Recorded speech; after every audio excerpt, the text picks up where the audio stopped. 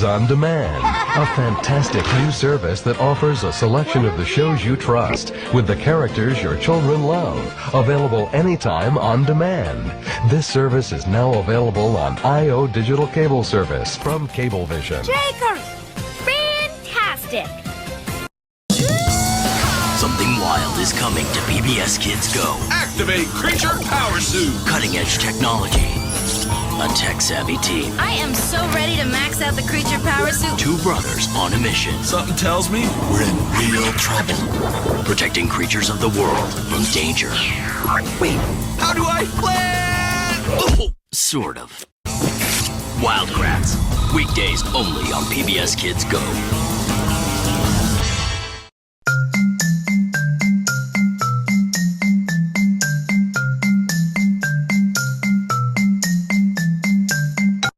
Major funding for this morning's programming is provided by the Helena Rubinstein Foundation, a longtime supporter of outstanding children's television.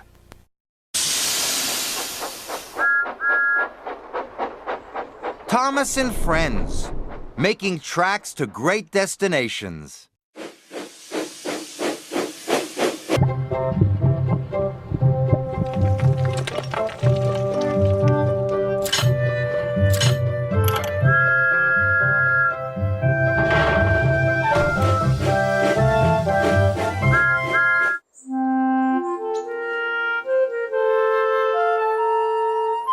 Dear Christopher, here is your friend Thomas the Tank Engine. He wanted to come out of his station yard and see the world. These stories tell you how he did it. I hope you will like them because you helped me to make them. Your loving Daddy.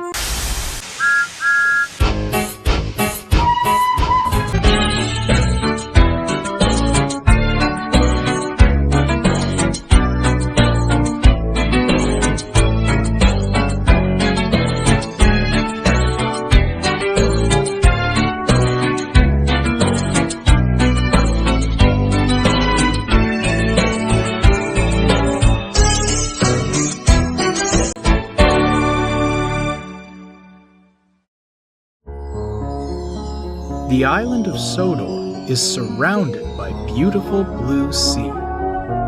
It has fields of green and sandy yellow beaches. There are rivers, streams, and lots of trees where the birds sing. There are windmills and a coal mine and docks where visitors to the island arrive. The island also has lots and lots of railway lines. Who's that puffing down the track? It's Thomas. Hello, Thomas. Hello, everybody. Welcome to the island of Sodor.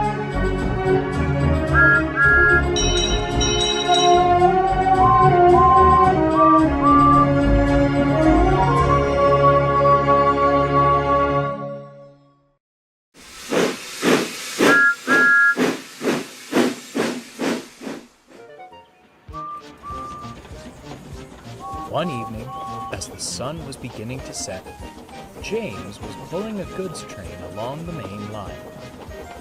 He was making excellent time, and the trucks were behaving well. He felt most proud of himself. Ahead, the line curved past a field.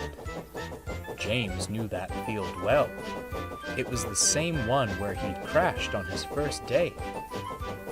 "Oh, to be young and foolish," he chuckled. "You'd never catch me coming off the rails now. Trucks don't dare give me trouble."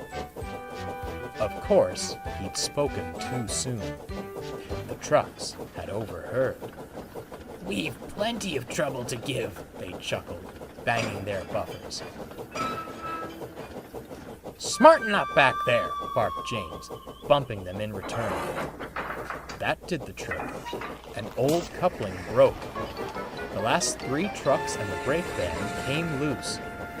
James felt a jolt, but assumed it was another bump from the trucks and carried on.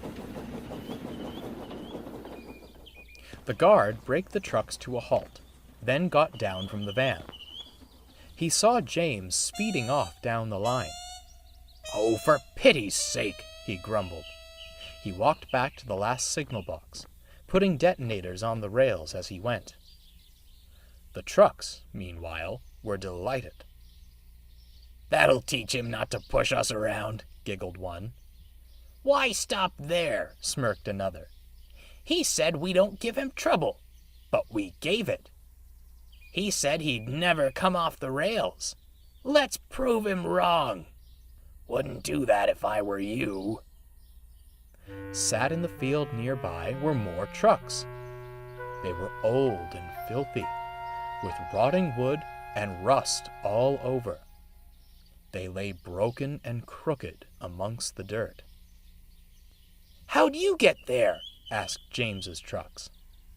"Did the very thing you were scheming up," said an old truck. "That James was naive.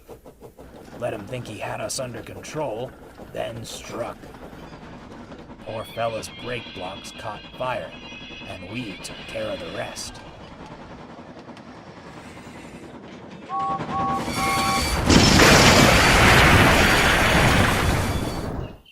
"Lovely crash it was," cackled an old truck, and the rest laughed hoarsely. "The cranes came," continued the first truck. "They took away our friends who were still on the rails, then rescued James. We were sure we'd be next." It paused dramatically.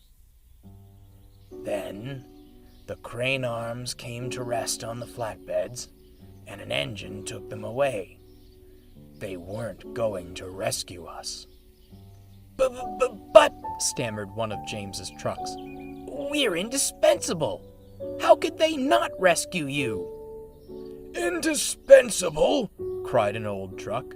"Listen, young'un, the workshops build hundreds of you in the time it takes to fix one steam engine. Why bother with us? Too much effort when they could just make a new truck and be done with it." "So, if we crash," stammered James's trucks, "we'll be—" "Just like us," wheezed an old truck. "I'll never feel rails under my wheels again. If I've even got wheels left. Been buried in earth so long, who knows if they're still there?" The old trucks laughed like hyenas. It sent chills through the frames of James's trucks.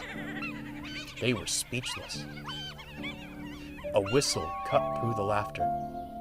James had been flagged down at the station and sent back to retrieve the trucks. "Silly things," he grumbled, bumping them hard. "You could have caused an accident." We're sorry, James," they quivered. James was quite taken aback. The guard fastened the coupling, and he puffed off without another word. His trucks looked back at the field and shuddered as they were pulled away. The old trucks fell silent, watching the train disappear on the horizon. They hoped the young ones heeded their words and wouldn't make the same mistake they had. Just then, a crow landed atop one of them. "Heh," the truck chuckled wistfully. "No good as a truck, and no good as a scarecrow either."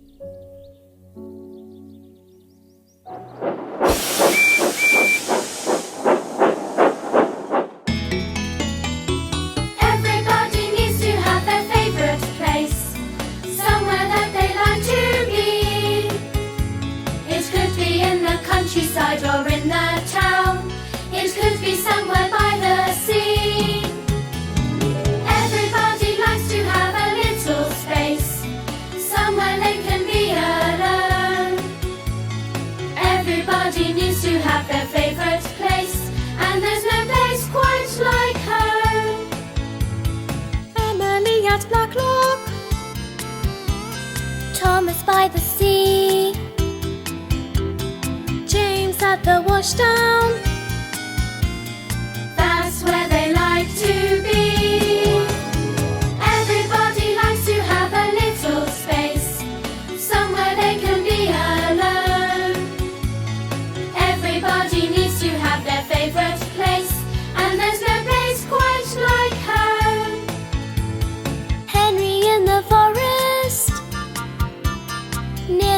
fishing tree. Toby with the animals. That's where they like to be. Everybody likes to have a little space, somewhere they can be alone. Everybody needs to have their favorite place, and there's no place quite like home. Edward in the yard, Percy at the fair, Gordon down at netball. You're sure to find them there. Everybody likes to have a little space, somewhere they can be alone.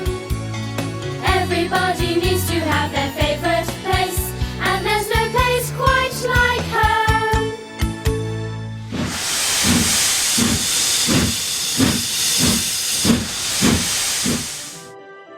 The island of Sodor is a wonderful place. There are lots and lots of engines. Who's that puffing along the track? It's Percy. Percy is a tank engine. He is green with 4 wheels. He has the number 6 painted on his bunker. Percy is the smallest of all the engines at Tidmouth, but he works just as hard as the big engines. His special job is pulling the mail cars. This job makes him very proud. Percy is also very proud of the island of Sodor. One day, he was asked by Sir Topham Hatt to take a famous artist round the island. The artist wanted to paint a picture of the spirit of Sodor. Percy took the famous artist to Norramby Beach, to Shen Valley, and at last to Knapford Station. But the famous artist didn't want to paint any of them. That made Percy very cross. He wished his steam so hard that the famous artist's hat flew into the air. Suddenly, the famous artist knew exactly what he wanted to paint. He wanted to paint Percy. Percy was surprised. Because Percy is the smallest engine, the big engines sometimes tell him what to do. So it was a very special day for Percy when he could tell them what to do. One day, Lady Hatt told Percy to be in charge. Sir Topham Hatt was sick. Percy had to tell James and Gordon and Toby what to do. Sometimes Percy gets things muddled up, so Percy listened very hard to Lady Hatt. Percy felt very proud to be controller for the day. He couldn't wait to tell the engines what to do. Grandly, Percy told James to be a busy bee, Gordon to pull very slow coaches, and Toby to pull the express.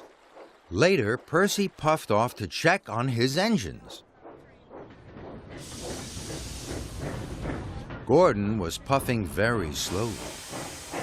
James was painted yellow and black. The children thought he looked like a giant stripy bee.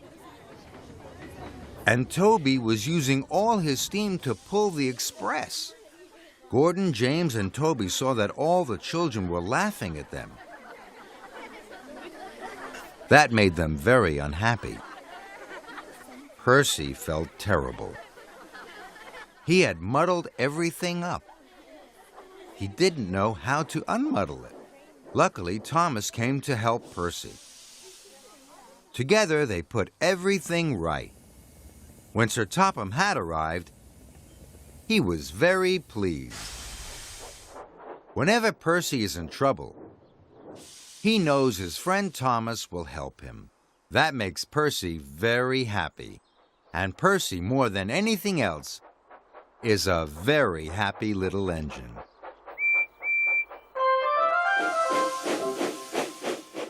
Today, Sir Topham Hatt and Lady Hatt have a long journey. First, they must go to Maithwaite Station to collect the mayor. Then they must go to the airport to collect the admiral. Then they are all going together to the Scottish castle to hear Alicia Batty's concert. But Sir Topham Hatt's car has broken down. How can they start their long journey? Who's that? It's Bertie the bus. Will he be able to help? Yes, Bertie can take Sir Topham Hatt and Lady Hat to Maithwaite Station.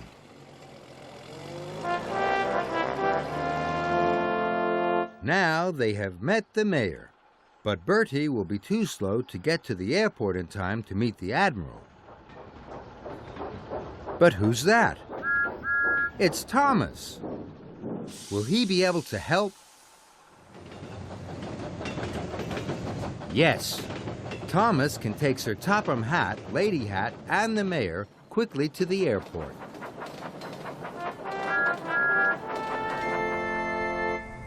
Now they have met the admiral, but Thomas will be too slow to get them to the Scottish castle in time for the concert. But who's that?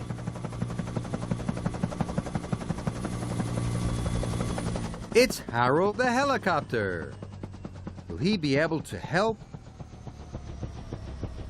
Yes, Harold can fly everyone to the Scottish castle.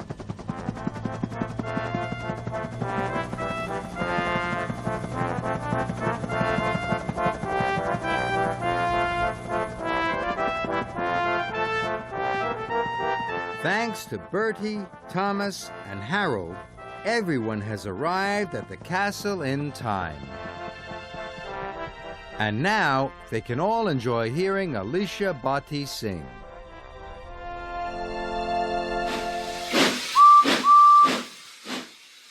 Harold spends a lot of time flying over the island of Sodor. Sometimes he sees strange shapes below him. Can you guess what they are? This shape is long and thin. It has two flat arms sticking out on either side. And it's white. Can you guess what it is? It's Jeremy the jet plane. Jeremy is one of Harold's new friends. What other shapes can you see? This shape is a rectangle. It's black at the back, then red in the middle, and there's a gold circle. Can you guess what it is? Harold thinks it might be another one of his friends. Let's have a look. Yes, it's his friend James. The black at the back was the coal in his tender. The red was his boiler. The gold circle was his dome. Things look very different from up in the sky. But Harold knows what they are. See you soon, Harold.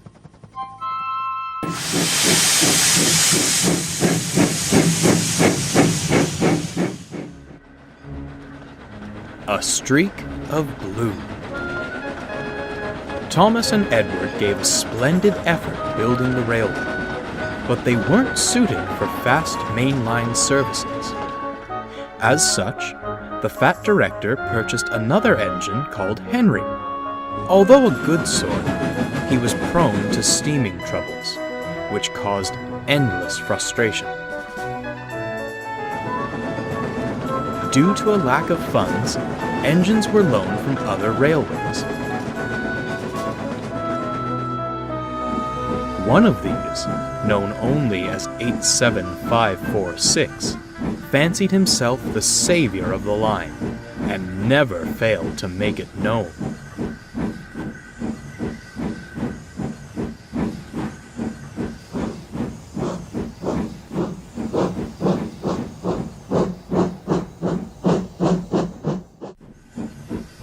Fret no longer. he declared, dragging Henry and his train into the big station. "For I have restored order to our timetable once more." "Does he ever tire of all that hot air in his boiler?" Thomas remarked to Edward. "I say, you, little one," the big engine beckoned to Thomas. "Be a good lackey, take my coaches and the indisposed away. I must rest my aching wheels."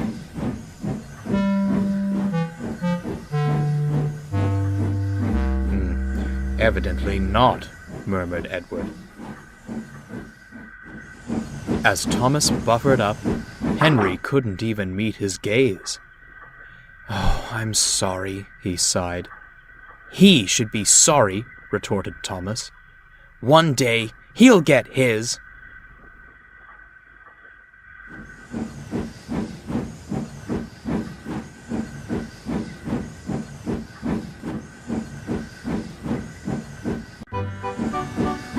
That night, Thomas retired to the shed. A vulgar discourse greeted him. "You know," 87546 said loudly to another loaned engine, "I do sympathize with the fat director. Wasted what little hard-earned money he had on a mite, an antique, and an invalid." He looked across to Henry, sleeping as workmen tried to mend him. "I'm the real bargain. The strength of 3 for the coal and water consumption of 1. Only a matter of time before he purchases me." "The fat director," Edward interjected, "favors engines with good character. You leave much to be desired in that department." "And where has good character led you, replied 87546. "Certainly not the main line. Speed and strength are all that matters there. When I pull coaches, you merely see a streak of blue. Engines like you fade into the background. I'd like to see you do my work without falling to pieces." He turned back to the other engine. "Now, a more pressing matter. When I am purchased, what do you suppose my proper name should be? I fancy something regal. Lord Frederick Regaby has a certain charm to it. No?" Thomas was about to retort, but Edward gave him a look. "Save your steam," he muttered. "It's no use arguing with him." They stared at the loaned engine with contempt. Henry, who'd only been pretending to sleep, had heard everything.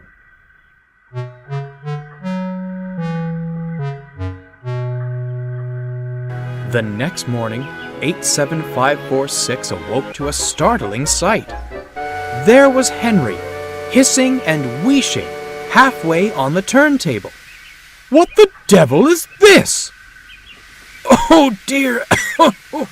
Henry coughed feebly. "Thought the men had made me better." "Well, get better and out of my way this instant. My admiring passengers are waiting. I demand extrication at once."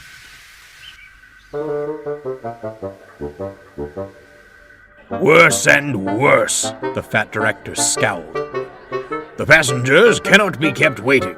I'm sorry, Edward. As the others have gone, you'll have to take the coaches." Edward gulped, staring at the long train. "Begging your pardon, sir, but this is a bit beyond my capabilities." "Not if I helped you," bubbled Thomas, shuffling alongside. "2 engines are better than 1, sir. Besides, the others can manage their own shunting for a while." The fat director considered. "Very well," he said at last. "Off you go. Do your best, but take care." The engines backed excitedly onto the train. The passengers marveled at the strange combination, but were thankful to have any train at all. Finally, The guard's whistle blew. "Come on, come on!" called Thomas. Steady now, advised Edward.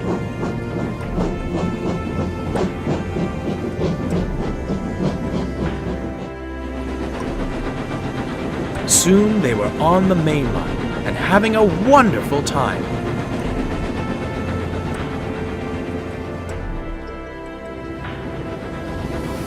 Thomas was so excited to leave the yards, he nearly pulled Edward's coupling off. Edward chuckled. He was glad to stretch his wheels again.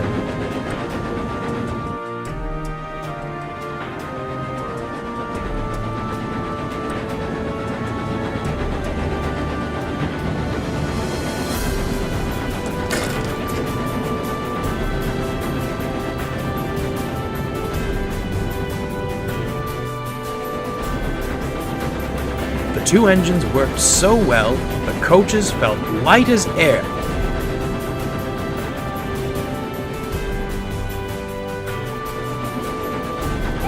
Other engines were shocked as they raced past, whistling with glee. Later, they returned to the big station, exhausted but triumphant.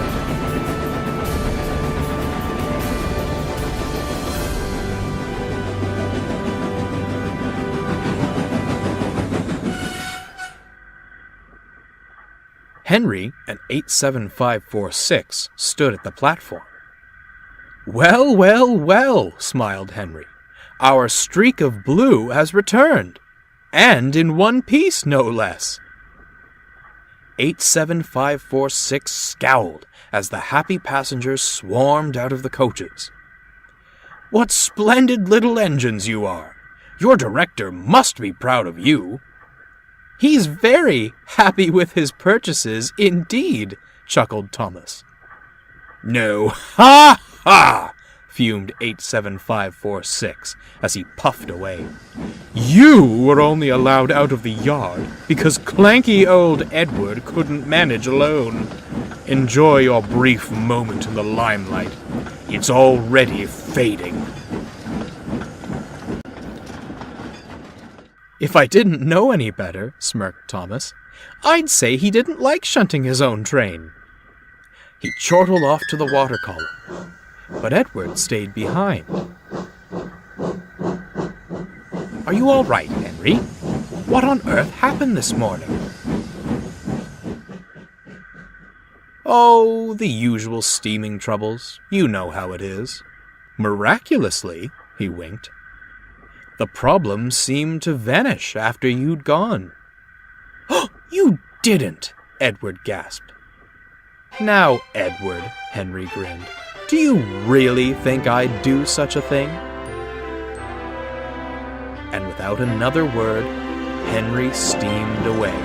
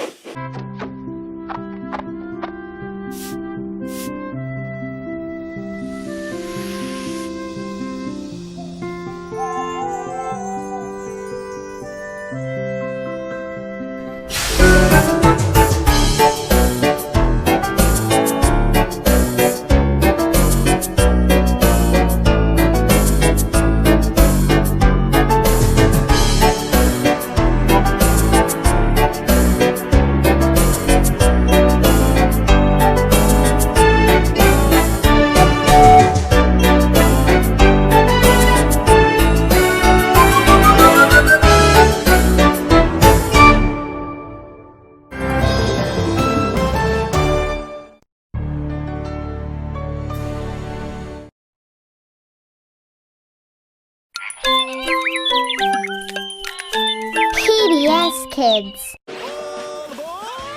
It's adventure time! Join the adventure with all your PBS Kids pals. Doesn't that sound great? Weekdays on PBS Kids or anytime you want at pbskids.org.